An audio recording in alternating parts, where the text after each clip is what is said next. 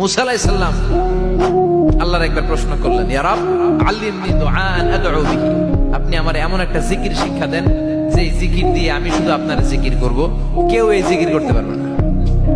এই জিকির জানবো শুধু আমি, আর জানবেন কথা কোন? প্রশ্ন করছে কে?